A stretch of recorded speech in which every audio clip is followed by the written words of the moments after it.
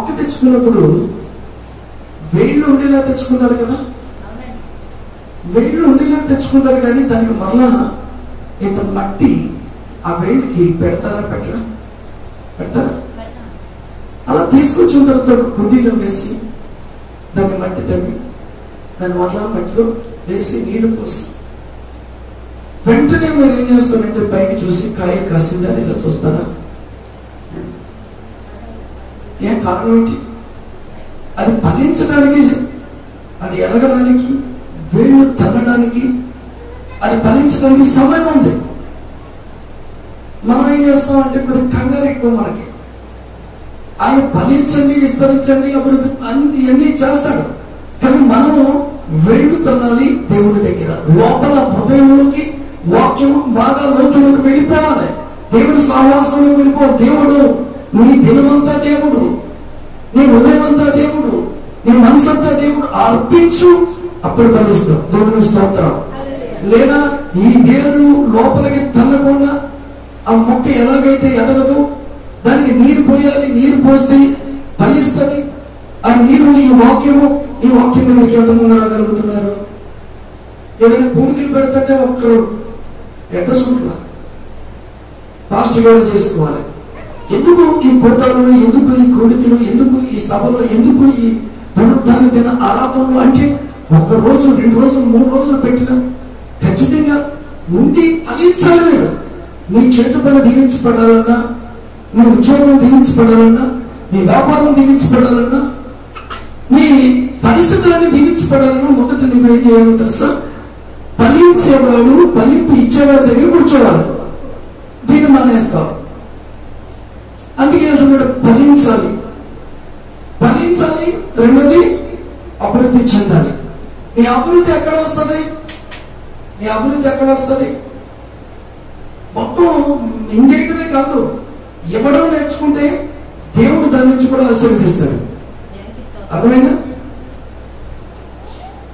పేరు చెప్పలే కానీ ఒక ఆమె శుభ్రంగా తాగుతుంది. ఆడవాళ్ళు కూడా బాగా తాగుతున్నారండి. ఆ వీడియోలో చూస్తున్నాం మేము. వీడియోలో చూస్తుంటే తిరుగుబోట్లు మగవాళ్ళ కంటే బాగా తాగేస్తున్నారు వీళ్ళు. ఇలా బ్రతుకు తగలయ్యా. మరి ఎక్కడి నుంచి డబ్బులు వస్తున్నాయో తెలియట్లేదు. శుభ్రంగా ఏంటి షేర్ అంటున్నారు. మళ్ళీ షేర్ అవుతా నాకేం తెలియదు. షేర్ సార్ చూడు కొంచెం ఏంటి ఎప్పుడైనా కూర్చున్నావా? స్తోత్రం. ఏంటి పేపర్ తాగెత్తున్నారు వీళ్ళు. ఎవరో కొనుక్కోయాక అప్పుడు నేను దేవుడు గుర్తురాడు. ఆమె ఇవ్వడానికి అఘోరించింది. చివరకు ఏమా వింటున్నామా?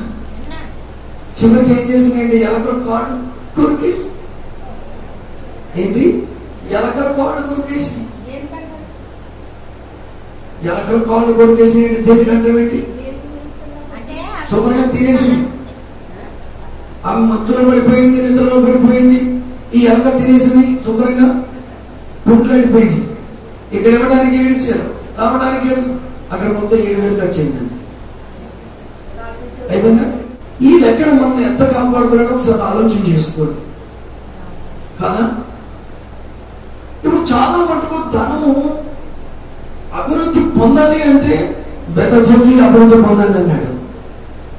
ఏంటి వింటున్నారా? వెదజల్లి అభివృద్ధి పొందండి అన్నాడు. బస్తా వేస్తారండి ఇక్కడ. పంట బస్తా గింజలు వేస్తారు మొత్తం పొలం అంతా. బస్తా వేస్తే బత్త వస్తాయా? బత్త వేస్తే ఒక బత్త వస్తాయా? ఎన్ని బస్తాలు వస్తాయి? 30-40 బస్తాలు ఇస్తున్నాడు దేవుడు. అభివృద్ధి ఇస్తున్నాడు. ఇచ్చిన దాంట్లో వచ్చి సమస్యలు ఇవ్వాలి. అభివృద్ధి పొందాలో వద్దా? మీరు ఆశీర్వదించబడాలి వద్దా? దీన్ని ఆలోచన చేసుకోండి. నేను ఇలా చేసినట్లయితే మీకు ఆశీర్వాదం ఏంటి? ఖచ్చితంగా విస్తరిస్తావు, ఫలిస్తావు, అభివృద్ధి పొందుతావు. ఇది చేయడం మానేసిన వాళ్ళు చాలా మంది ఉన్నారు. తర్వాత విస్తరణలోకి రావాలి, అభివృద్ధి పొందాలి అంటే కనీసం మన ఇంట్లో వాళ్ళైనా కొంచెం పెట్టుకోవాలి. ఎందుకు తెలుసా? వాక్యంలో విస్తరించాలి, వాక్యంలో పఠించాలి, వాక్యంలో అభివృద్ధి చెందాలి. ఇలా చెంది నిలబడితే ముందున్న వాళ్ళ భవిష్యత్తు బాగుంటుంది. దేవుని స్తోత్రం. తర్వాత ఏం చెప్పాను? మొట్టమొదటిది నేను, రెండోది ఏం చెప్పాను? తోడే ఉన్నాడు. మూడోది ఏంటి? ఫలింపు. 4 మాటలు చెప్పారు.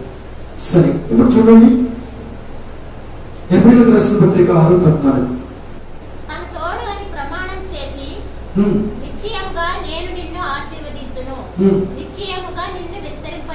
చాలు, నా తోడని ప్రమాణం చేసిన దేవుడు ఇక్కడ 2 వాగ్దానాలు ఇస్తున్నాడు. ఏంటో తెలుసా?